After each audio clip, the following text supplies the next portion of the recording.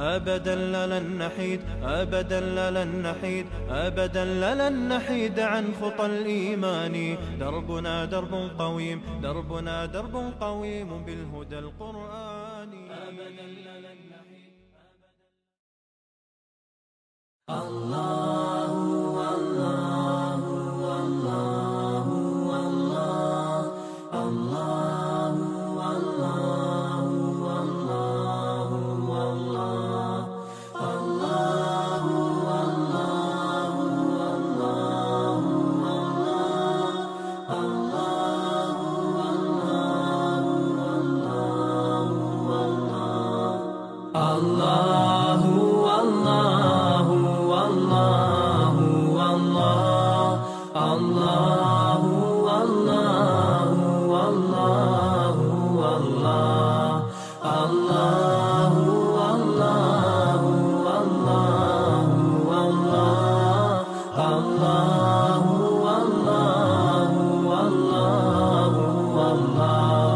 As I look to nature's beauty, dazzled am I, knowing everything calls on you, the Lord Most High.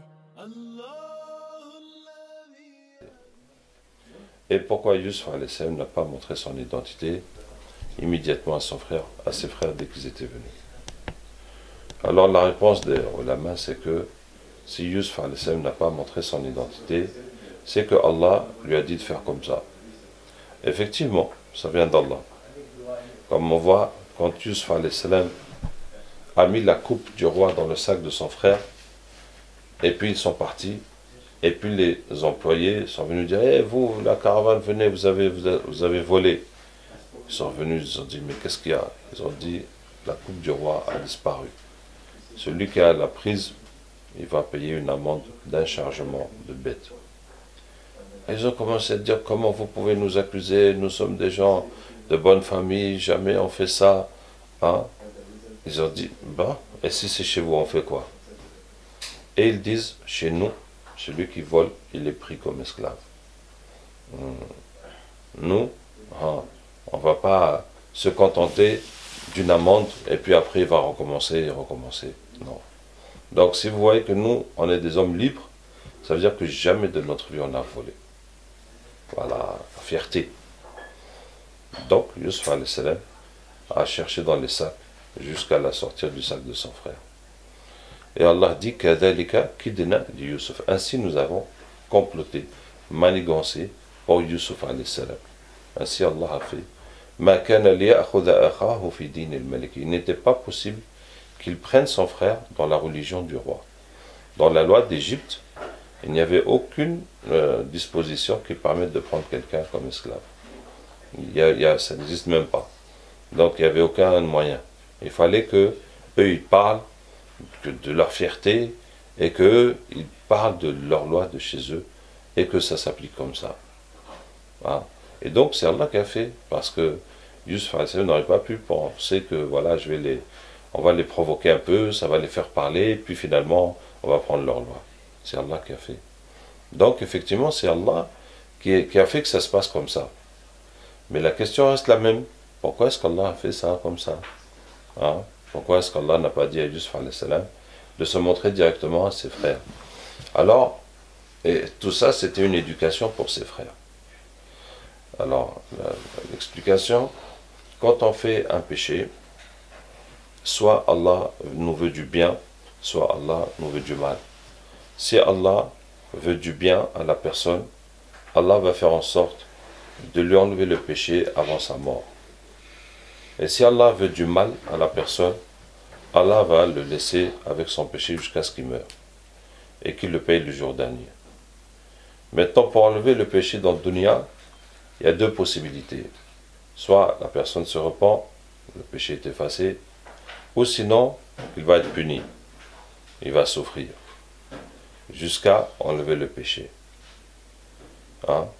Maintenant, la souffrance du péché, ça vient de même nature que le péché. Donc, si c'est de l'argent que tu as volé, ou que tu as eu avec un riba, c'est ton argent qui va se détruire. jusqu'à ce que tu comprennes ton erreur. Alors, si c'est de l'injustice que tu as fait aux gens, les gens aussi vont t'opprimer jusqu'à ce que tu vois le mal que toi-même tu as fait aux autres, etc. Voilà. Donc c'est le cas de beaucoup de gens. Regardez par exemple les frères de Yusuf alayhi salam. Donc ils ont jeté Yusuf dans le puits. Est-ce qu'ils se sont repentis? Vous dites, ils ne se sont pas repentis. Pourquoi? Ils se repentir vers la fin. C'est la vérité, ça. Voilà. À ce moment-là, quand ils sont venus chez Yusuf demander la nourriture, est-ce qu'ils se sont repentis? Non. Non. Pourquoi?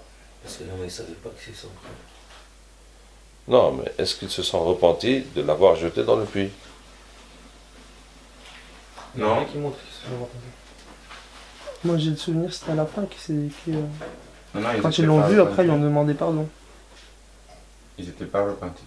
Pourquoi?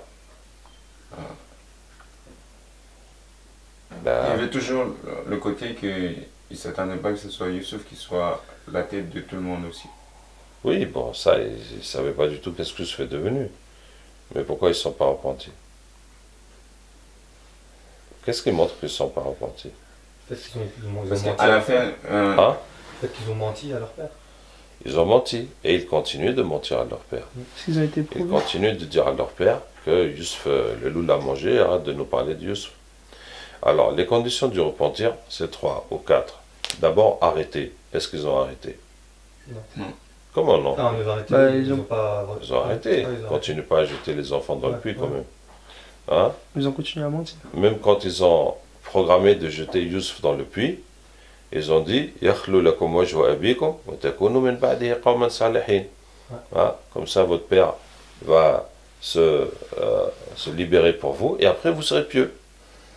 Après vous serez pieux. Vous allez faire de bonnes actions, de hajj, des istighfar, bon, hajj, j'en sais rien.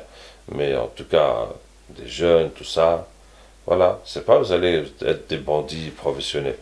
Vous allez être pieux. Ils ont programmé leur repentir comme Ils ça. ont programmé leur repentir et leur piété. Comme beaucoup de gens disent, moi je suis jeune, je m'amuse, je me marie, je me case, je deviens correct et puis je vais mettre après aussi. Tiens, en même temps que je suis jeune, c'est pas possible. Donc, repentir programmé. Hein? Donc, arrêter, ils ont arrêté. Parce que s'ils n'arrêtent pas, il n'y aurait pas de repentir. Je ne peux pas continuer et puis parler de repentir. Déjà, il faut arrêter. Cher, j'avais une question en fait. Par Oui. rapport aux frères de Youssouf quand ils sont devenus prophètes après. Ouais. Et moi je me demande, mais dans ce que j'ai entendu beaucoup, c'est que les prophètes, ils ont toujours été préservés des péchés. Mais non, il y a différents degrés de prophètes. Mm. Chez les fils d'Israël, il y avait plein de prophètes à l'appel. D'accord. Et ce n'étaient pas des prophètes messagers, ils n'avaient pas de message à les donner aux gens. C'est des prophètes individuels. Nabi. Ouais. Un peuple. Les enfants de Nabi. Je sais, malgré ce qu'ils ont fait avec eux sur tout ça, ouais, ils étaient quand même dans la religion. Donc, arrivant en Égypte, ils pouvaient enseigner l'islam aux gens. Hein. Et puis, finalement, avec Yusuf alayhi salam, il y a eu quand même le repentir. Voilà. Donc, je disais quoi? Arrêter, ils ont arrêté. Regretter, ils n'ont pas regretté. Ils n'ont pas regretté. Hein? Mais dans l'histoire où justement Benyamin a été pris, quand Benyamin, le frère, Yusuf l'a pris, et là ils sont partis. قال كبيرهم ألم تعلموا أن أباكم قد أخذ عليكم موثقا من الله ومن قبل ما فرطتم في يوسف. Mais est-ce que vous ne savez pas que votre père il a pris votre engagement de le ramener coûte que coûte, et en plus ce que vous avez fait à Yusuf. Donc, il y a un début de regret. On commence à sentir que vraiment cette bêtise-là, ça nous suit, on n'est pas sorti.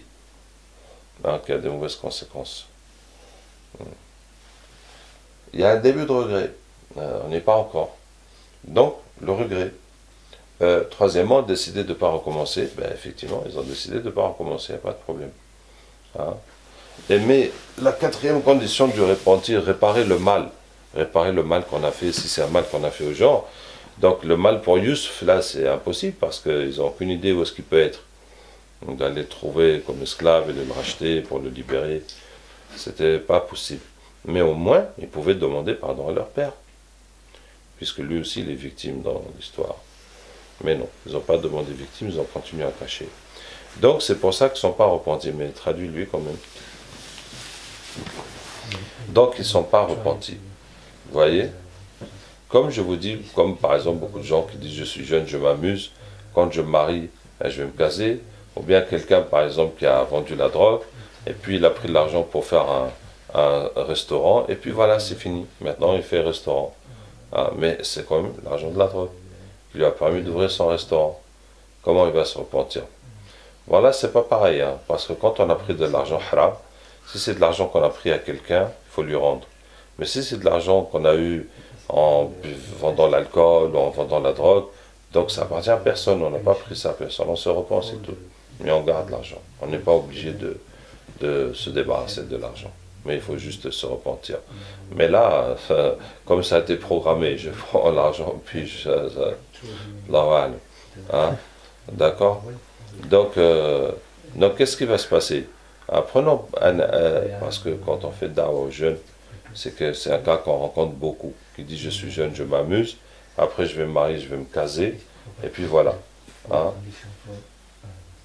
Donc, il ne va jamais se repentir, puisque il va penser que c'était lui le top. J'étais jeune, je me suis amusé avec autant de filles que je pouvais, et maintenant je suis marié, ikhlas, je suis avec ma femme, mes enfants, ma famille propre, monsieur respectable, et puis on va faire le hajj, et puis il peut devenir un des responsables de la mosquée, un des gens qui sont toujours sobres, il est toujours là, mais le péché est toujours là. Hein? Et donc Allah Ta'ala, par sa miséricorde, parce que je vous ai dit, il y a deux cas, soit Allah lui veut du mal, soit Allah lui veut du bien. Mais comme c'est quelqu'un maintenant qui fait sadaqa, qui vient prier, qui essaie d'enseigner l'islam à ses enfants, donc il fait du bien. Hein? Donc Allah est miséricordieux. Donc il lui reste ce péché à enlever. Donc maintenant Allah va l'aider pour enlever son péché avant de mourir, en lui faisant quoi? Souffrir de la même chose qu'il a fait. Hein?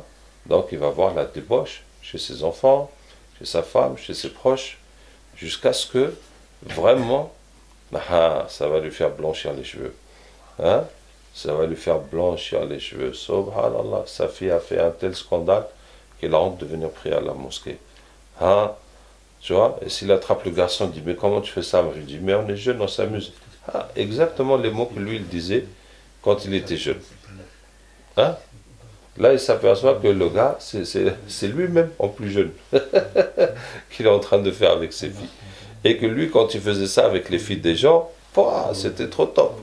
Hein? Mais quand les gens font ça avec ses filles, c'est la mort. C'est maintenant qu'il va sentir le mal qu'il a fait et qu'il va regretter. Hein? Vous voyez? Finalement, la souffrance que Allah fait, c'est pour amener la personne à se repentir. Parce que qu'est-ce qui fait que Allah va lui pardonner? Il faut qu'il le regrette. Hein? Et des 4 conditions du repentir, c'est la plus importante. Regretter, ça veut dire que toi, tu vas changer. Que si on te remet dans la même situation, tu ne vas plus le faire. Voilà, c'est ça qu'Allah veut. Que toi, tu changes. Hein? Que toi, tu changes. Que si c'était à refaire, tu ne vas plus le faire. Parce que tu as compris que c'est mal. C'est ça. Donc si tu n'as pas compris tout seul, si tu ne t'es pas repenti tout seul, mais Allah va te faire goûter les conséquences de tes actes. Jusqu'à ce que tu comprennes combien c'est mauvais et que tu regrettes. Donc, c'est ce qu'Allah a fait à Yusuf alayhi salam, aux frères de Yusuf, pardon, à leurs frères. Hein? C'est si, en venant chez Yusuf, il leur dit, ouais, voilà, je suis votre frère, c'est fini. Donc, le mal qu'ils ont fait en le mettant dans le puits, ils n'ont rien payé. Et tout se termine bien, comme ça, c'est trop facile. Il faut qu'ils sentent le mal. Et l'injustice, Allah Ta'ala va leur rendre l'injustice qu'ils ont faite.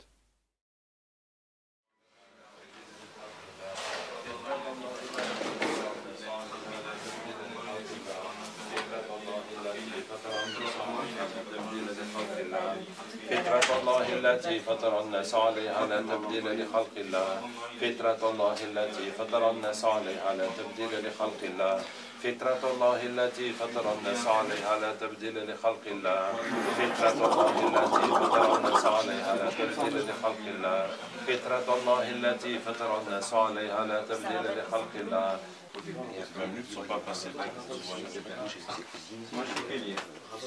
Ok, c'est eux qui vont poser les questions. Mélissa, les sexes, ouais. C'est sa femme. Comment ça va? C'est une autre femme. C'est vous qui posez les questions. Par la lecture. Et après, si vous captez de temps en temps un peu aussi, vous voyez la série projet. Je fais que la lecture pour c'est la centre. Ah, j'ai capté. Donc, tout ce que بأن ربك أوحى لها يميز من تشتاق يروا أعمالهم ومن يعمل مثقال ذرة خيرا يرى ومن يعمل مثقال ذرة شرا يرى أينما تكون يأتي بكم الله جميعا إن الله لكل شيء عليم من عمل فجعله وباء منثورا وينزل عليكم من السماء ماء فليطهركم به ويذهب عنكم رجز الشيطان ويربط على قلوبكم. Quand ils sont revenus la deuxième fois et que Yusuf a pris Benyamin, ils retournent chez leur père. Ils disent, papa, voilà, Benyamin a volé, il a été pris comme esclave. Tu peux demander à la caravane qui est venue avec nous, ou la ville où on était, tout le monde est au courant de l'affaire. Hein? Et leur père dit, oh, mon fils volé, jamais. Même si tout le monde vient me le dire, je n'y crois pas, c'est faux. Puis il leur dit, mais qu'est-ce que vous racontez? Vous dites que Benyamin a volé en Égypte et qu'on l'a pris comme esclave, mais ça c'est la loi de Palestine. Comment c'est possible qu'il vole en Égypte et qu'on lui applique notre loi à nous? Ben, ils disent, mais voilà, en fait, comment ça s'est passé? C'est qu'ils ont dit qu'on a volé. Et nous, on a dit que nous, on n'a pas volé. Bon, ils ont dit, mais si vous avez volé, on fait quoi? Et nous, on a dit que chez nous, celui qui vole, il est pris comme esclave. Il dit, mais voilà, vous avez mis ça dans le sac de votre frère et vous êtes allé crier que celui qui a volé, il faut le prendre comme esclave. C'est vous qui avez tout manigancé. Hein? Et maintenant, ils s'aperçoivent qu'ils avaient tout programmé depuis le début. Et qu'ils ont fait toute cette histoire et juré, on va s'en occuper, on va le ramener, alors que leur plan, il a déjà cogité dans leur tête. Mettre la coupe dans son sac, et puis crier à tout prix que non, nous en Palestine, celui qui fait ça, on le prend comme esclave, pour forcer que c'est leur loi qui soit appliquée, qu'ils soient pris comme esclaves. Et subhanallah, la déception. Ces enfants que j'ai élevés toute ma vie, qui prient, qui font le din, c'est que des hypocrites. Hein? Tout ce que je leur ai appris, ça vaut zéro. Hein? Ils sont en train de prier, de faire, et puis c'est la même pourriture. Mes propres enfants. Hein? Et ils vont dire, mais non, on n'a pas dit exprès, c'est venu comme ça. Oh, quand même, prenez-moi pour un imbécile en plus. En plus, vous me prenez pour un imbécile. Hein, comme la fois avec Yus, vous avez ramené le kamis qui n'est même pas déchiré, et vous me dites que le loup l'a mangé. Mais vous me prenez pour un taré. Quand même, c'est pas parce qu'on est vieux qu'on est bête à ce point-là. Comme ça, par hasard. Vous avez dit, celui qui a fait... et c'est tombé sur Benyamin. Impossible, comment Benyamin va voler? C'est vous qui avez tout fait. Hein? Et, vous voyez, une des punitions des péchés, c'est qu'on va t'accuser d'autres péchés. Si tu as menti une fois, la prochaine fois tu voulais, je dis, oh, c'est ça, on te connaît. Encore, qu'est-ce que tu nous racontes? Tu vois? Ou bien tu as volé une fois, dès qu'un truc lui manque, on dit, allez, c'est bon, sors-le, c'est bon, tu veux qu'on vide ton sac encore? Allez, on te connaît. Voilà, c'est ça. Parce que tu as fait une bêtise, mais on va t'accuser. Et on ne peut pas faire des reproches à ceux qui t'accusent, parce que tu l'as fait déjà. Donc, voilà. Tellement leur père, il ne veut plus les voir. Il a pleuré jusqu'à ce qu'il est devenu aveugle. Et un an encore passe. Et l'année passe. Et les provisions sont finies. Et c'est toujours la sécheresse. Et il n'y a rien à manger. On va mourir. Donc la seule solution, c'est de retourner chez Yusuf alayhi salam. Et là, leur père leur dit, hein, Ya bani yadhabu fatahassasu min Yusuf. Mes fils, allez, cherchez Yusuf et son frère. Ne désespérez pas de la miséricorde d'Allah. Seuls les mécréants désespèrent de la miséricorde d'Allah. Et là, ils sont tellement abattus, ils sont tellement qu'ils n'ont même pas la force de dire, mais papa, on t'a dit que Yusuf le loup l'a mangé. Arrête de parler de Yusuf.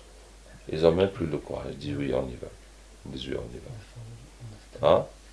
Et c'est maintenant qu'ils arrivent chez Yusuf alayhi salam, qu'ils arrivent. فلما دخلوا عليه قالوا يا أيها العزيز مسنا وأهلنا الضر. On est dans la misère avec nos familles. On a maigri, on est fatigué, on n'a plus rien à manger. Si tu fais 3 années sans gagner 1 euro, hein, première année, tu vas manger tes économies. Deuxième année, tu vas vendre tout ce qu'il y a à la maison. Troisième année, tu vas mendier. Mendier. Ah, donc ils arrivent. On a ramené une marchandise qui vaut rien.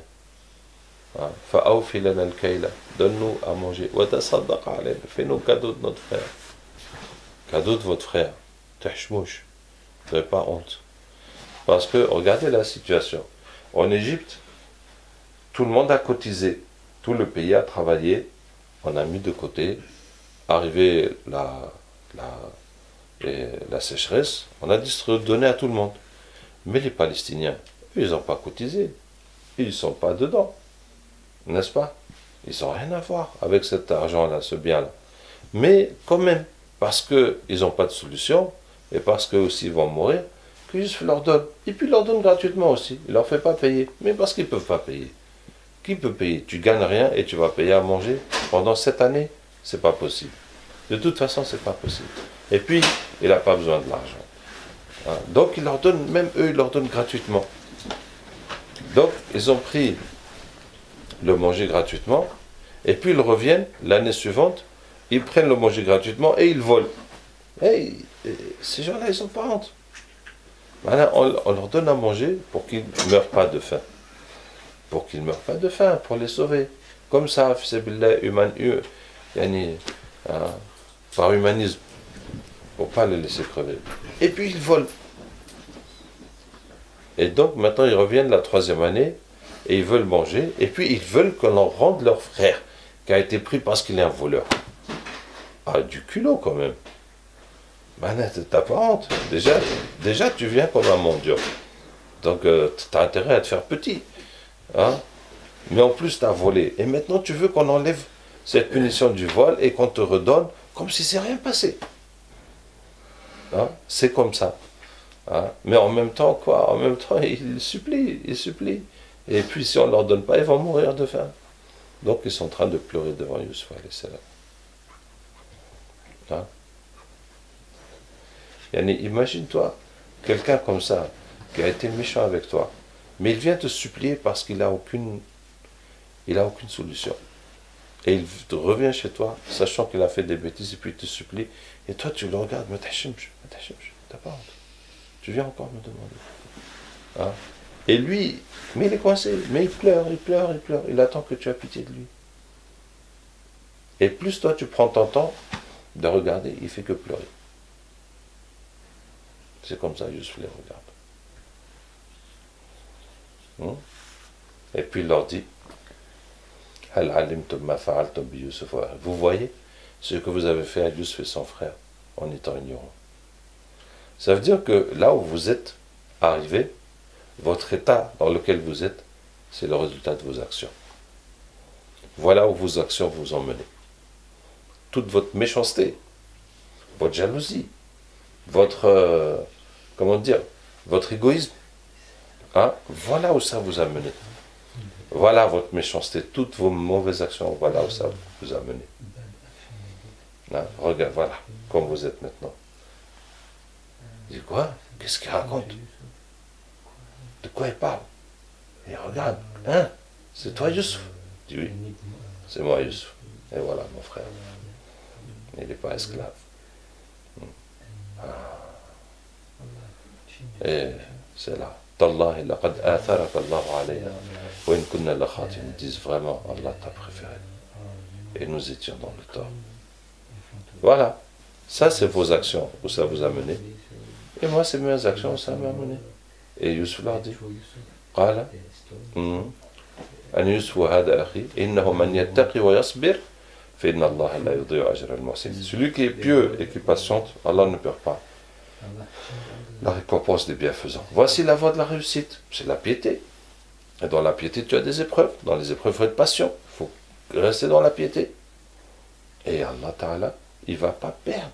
Allah voit toutes tes souffrances, toute ta piété, toute ton abstinence des péchés, hein, toute ta rectitude. Tout ça, Allah Ta'ala te le compte et te récompensera. Donc, le premier point dans les efforts de Yusuf alayhi salam.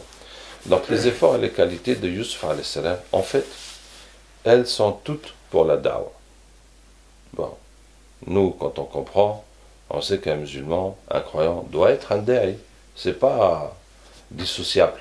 C'est pas dissociable. Ça veut dire qu'un musulman doit être comme ça, mais s'il est da'i, en plus il faut que ce soit comme ça. C'est pas comme ça. Tout musulman doit être da'i. Hein, donc c'est les mêmes qualités. Mais toutes les qualités de Yusuf alayhi salam qu'on peut voir dans cette sourate, ils sont importants pour la da'wah. Elles sont importantes pour la da'wah. Hein.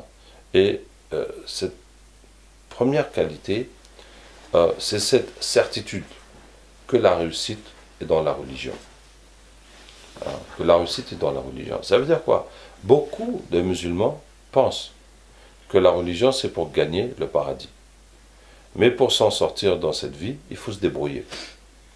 Et que si on fait la religion vraiment à 100%, on ne peut pas s'en sortir dans cette vie. Donc il faut qu'on fasse quand même un peu la religion pour gagner le paradis, mais aussi il faut qu'on se débrouille à notre manière. Même s'il faut faire du riba, même s'il faut mentir, même s'il faut se débrouiller. Même s'il faut se débrouiller, il faut qu'on se débrouille. Parce que si on va rester vraiment que strict dans la religion, mais on va être foutu, on ne peut rien faire. On ne peut pas faire nos affaires, on ne peut pas, etc. On ne peut pas avoir de bonnes relations avec les gens, etc. C'est ce que beaucoup de musulmans pensent. Que le din, c'est pour gagner le paradis. Mais dans le dunya, il faut qu'on se débrouille. Hein? Et donc, on ne peut pas faire le din complètement. Il faut faire aussi des péchés. Des trucs haram, ben oui, c'est obligé pour pouvoir s'en sortir. Wallah, combien de gens disent ça? Hein, j'aurais voulu prier à l'heure, mais je ne peux pas à cause du boulot.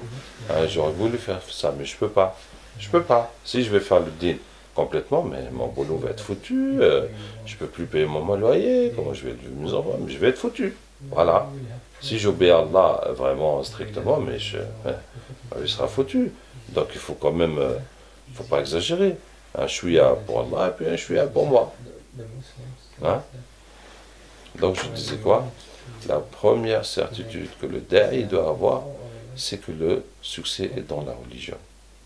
Parce que si lui-même il est comme les autres, je fais la religion, mais quand ça ne m'arrange pas, clac, je laisse un peu la religion, puis je me débrouille. Mais tu vas faire da'wah comment? Mais toi-même tu n'y crois pas. Hein? Toi-même tu n'y crois pas que en faisant la prière à l'heure, ça va résoudre ses problèmes ou ça va lui faire quelque chose. Toi-même tu ne crois pas. Donc tu vas leur faire da'wah comme toi. Un peu pour din, un peu pour dunya. Voilà. Hein? Toi-même, de la façon que tu as compris, c'est ça que tu vas transmettre. Donc ça c'est le premier point. Que non, jamais le péché, c'est ça qui détruit ta vie. Dans ce monde et dans l'au-delà. Dans l'au-delà c'est évident, mais dans ce monde aussi. Hein? Comme Yusuf alayhi salam disait à la femme du ministre quand elle l'a dragué, qu'est-ce qu'il dit? Qu'Allah me préserve. C'est mon maître qui m'a bien reçu. Hein? Et comment je vais le trahir comme ça? Qui s'est bien occupé de moi. Les injustes ne gagnent pas. Il sait qu'on ne gagne pas. Les injustes ne gagnent pas. Par exemple, tu vois de l'argent, tu sais que c'est pas à toi. Mais si tu prends l'argent, mais personne ne va te voir, et puis tu pourras faire plein de trucs.